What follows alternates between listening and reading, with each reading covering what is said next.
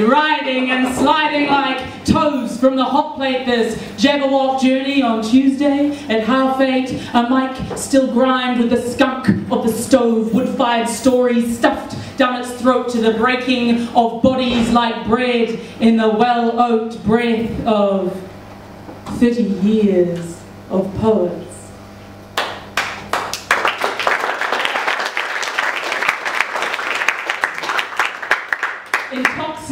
And blithe, this nursery chime is a rosemary rhyme that runs down the walls like creepers and rats. The Pied Piper plumbing plasters tails in the cracks. It's a part-time sublime that will feed off your laps and lick at your wounds and lay down its traps. Like chasing a woozle, you must follow the tracks and tape the trees to find your way back. These are dues I derive from boots I strive to fill, from standing with ghosts that will humble me still. I must tend to the ties that bind me to write. It's the sour and salt-fingered line with this light. These ancestral gusts pluck my pen like a kite. My words are a tiny red fish in the sky, swimming from view at the corners of eyes, lifted by histories stacked under my feet. And this is the place that I'd like you to meet. Let me lead you through learning this thing that we breathe, this room that cracks open my chest every week in a way that can't be fixed. This fictitious, fabulous tick in my side is poetry live, and tonight I'm a magpie, tonight I'm a scribbler, tonight I'm a loud clapping cheerful word fiddler. We'd all like to fiddling and routing my ears all about from the eyes of the drums that will pop from my snout, the teas of the birds that speak only in verbs, a percussion of stories you thought only once heard will here be repeated. Because I have cheated.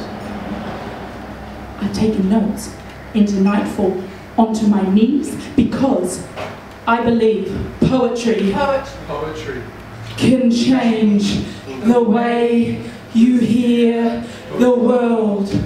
So riddling the rule of writing for reason, I can reasonably assume you'll remember your words when I speak them.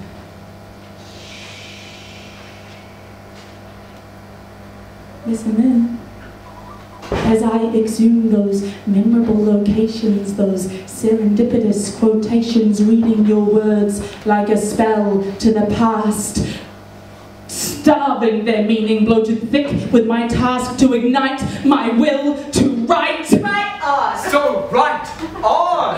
Right on time! Where my body is not time, being on time, in time won't fetch you privilege on this stage. Our ledger lines stretch too far below the stage we sing in bass clef. Boom, boom. And cleft of our clocks we draw deep into the night like we're tunneling to the other side because we know our body is not a clock, it is a story, it is a story, it is a story. And stalking timelines on Facebook won't tell you this tale. There's no counting these bit bytes inside Google Drive. This is poetry live, this is poetry live, where my body is an orchard. Some branches waiting to fruit, deafened by the thuds of others to ground. Don't you just love the sound of apples?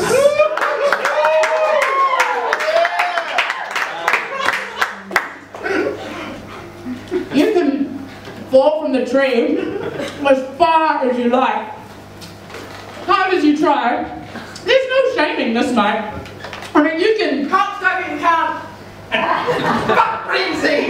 but this room isn't shocked by the truth of your fact. These walls are lined with intestinal tracts, digesting the sap from the krill that we suck, spilling emotions, not wiping it up. Even the brash, the well-dressed, and the drunk bruise as easily as a teenage heart, not quite tough, but wanting to be loved.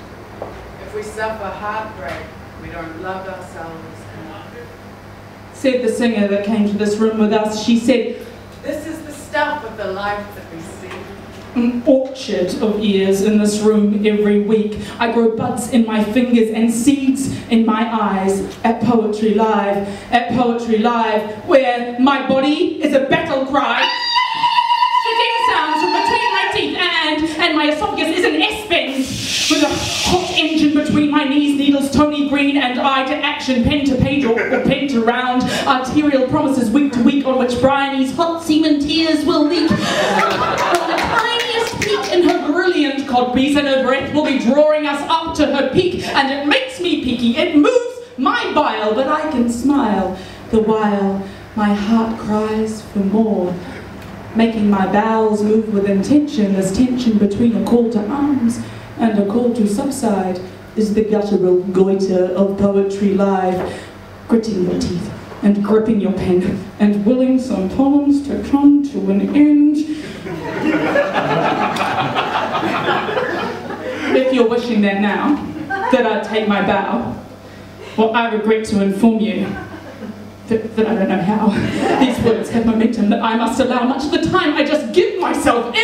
Listen and letting the bastards win. They dance on the grave of the author's demise. Well, they're a bestial tribe at Poetry Live, where my body is a hat, housing warrens of magic, where our journals are bags bulging with faces shaved off to be flags, where if you're wagging your finger it becomes a tail, and ideas are only as stale as your imagination. Sometimes hands can be coffins, rude and complex and hacking and coughing, and we bring home the shopping like bags of heavy-handed silence. But on days like this, our poems can be silos, storing words like grains for the winter. You can stick your hand in and let it sink. And remember that poets can live off their ink. If your rabbit gets bruised, steal its shoes and its feet to wear around your neck. Better luck for next week. And your bum's going numb on the edge of the seat, but park yourself back. Take a drink in this dive, in this succulent sufferance. Poetry Live. We